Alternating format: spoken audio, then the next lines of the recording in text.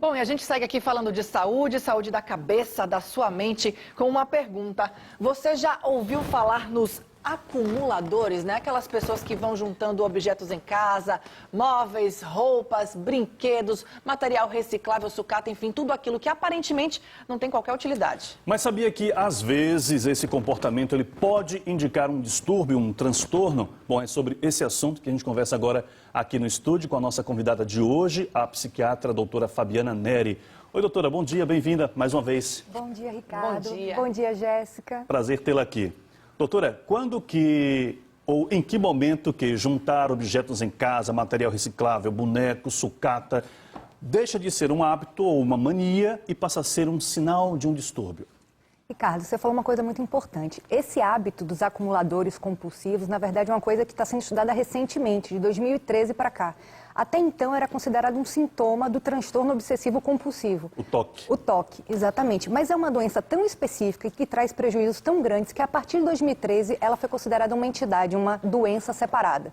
A característica dos acumuladores compulsivos é guardarem grandes quantidades de objetos, em geral, sem muita importância ou sem muito objetivo, sem muita função, aqueles objetos. E, principalmente, é a dificuldade ou a impossibilidade de se desapegar, de se livrar, de jogar fora aqueles objetos. E é claro que isso começa de alguma forma. E como é que a pessoa pode despertar que já está virando um transtorno, essa mania, essa vontade de acumular? É um souvenir, é uma vasilha, enfim, tudo que a pessoa vai guardando. Em geral, ela começa a ter um prejuízo, tanto na área familiar como na área funcional. Então, você vê que esses acumuladores, na verdade, eles começam a ocupar cômodos inteiros da casa. E aí as pessoas começam a ter que dormir na sala, porque os quartos estão ocupados por caixa de remédio, por papel, por embalagens plásticas. Imagine uma casa com 3 quartos tomados por vários tipos de embalagens plásticas ao longo de 10 anos, de 15 anos.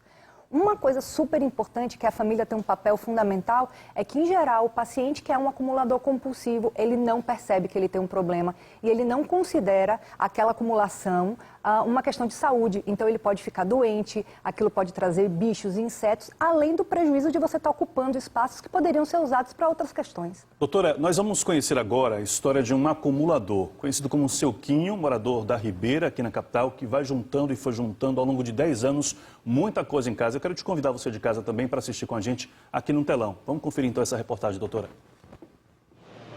Quem passa em frente ao número 9 dessa travessa no bairro da Ribeira pode até se encantar com o ar infantil que a casinha simples tem.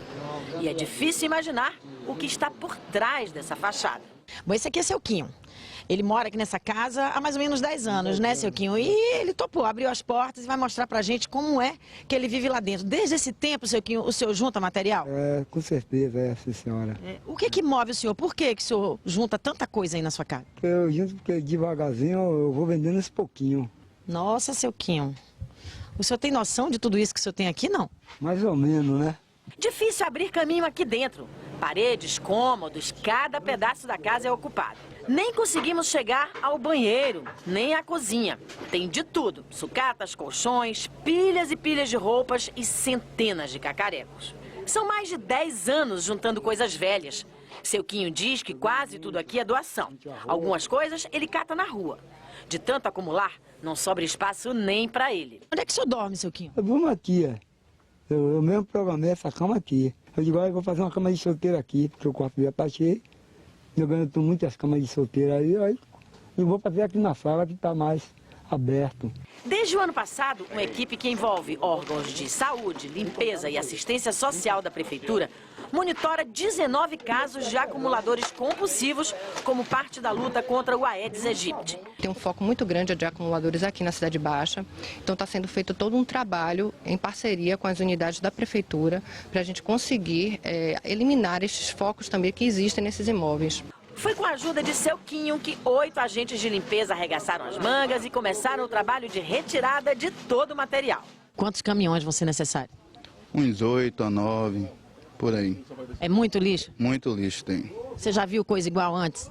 Não, desse tipo não. Qual é a continuação que vai ser dada no caso dele? A partir do momento que a gente tem essa sensibilização, né, conscientiza o acumulador de que ele necessita evacuar o espaço, precisa ter uma qualidade de vida melhor, a gente começa a dar início ao processo de encaminhamentos aos órgãos do CAPS, né, Unidade de Saúde Mental, e também, dependendo do vínculo familiar, se estiver fragilizado, a gente tem no CRAS também, para que possa fazer essa mediação da medida protetiva do fortalecimento do vínculo familiar. 2 dias depois, a gente voltou aqui à casa de seu Quinho. Até agora, já foram 5 caminhões de material para descartar e agora até uma caixa coletora, ó, gigante já está parada aqui na frente. Isso porque lá dentro ainda tem muita coisa para ser retirada. Mas já dá para perceber a diferença. Vamos lá? Ô de casa, seu Quinho. Tô entrando, hein? Meu Deus, seu Quinho, quanta diferença. Desapegou mesmo, seu Quinho? Claro, né? Eu dei na palavra psicóloga, né? Tem que fazer o que eu achei melhor para mim, entendeu? Tô contente assim, tô feliz. Nem parece a mesma casa. O que antes era só entulho, agora é uma sala de verdade. Foram retiradas 10 toneladas de entulho e ainda não acabou. Mudou muito a vida do seu Quinho, hein? Mudou. E vai mudar para melhor ainda. 10 toneladas de entulho. A gente viu o exemplo de seu Quinho, típico exemplo de acumuladores. Não conseguia, Ana Valéria não conseguia nem caminhar pela casa. Muitas vezes objetos que ele tem esperança de que vai usar um dia, mas não vai estar ali acumulando. Conseguiu tirar. Mas é um ciclo vicioso, doutora. Muito provavelmente ele vai voltar a acumular novamente esses objetos todos dentro de casa? É exatamente isso. O que acontece com o pensamento do acumulador não é que ele é apegado àquele objeto, é que ele tem uma dúvida patológica de que ele não consegue, cria-se muita ansiedade no ato de jogar fora os objetos, porque ele tem uma dúvida de, e se um dia eu precisar disso? Então, por isso que ele não consegue jogar fora.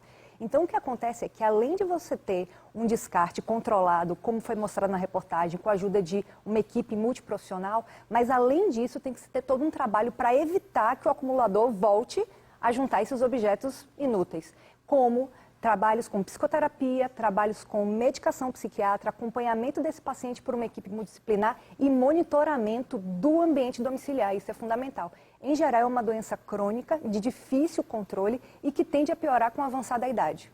Doutora, como Ana Valéria bem disse na reportagem, no caso do seu Quinho, seguramente o caso de outros acumuladores também, é um problema que envolve saúde, limpeza e assistência social. Ou seja, não dá para se pensar nesse problema apenas por um lado. E envolve também a família, porque como a senhora falou há pouco, quando o paciente em si ele não percebe que tem um problema, aí entra a família, o papel fundamental da família. E uma coisa importante, tem que ter cuidado com esses pacientes, porque você simplesmente dizer assim, olha, isso aqui está cheio de lixo, a gente vai ter que dar um jeito e tentar jogar tudo fora sem preparar esse paciente, ele pode ter um ataque de ansiedade grave, um ataque de pânico grave, ele pode se tornar agressivo.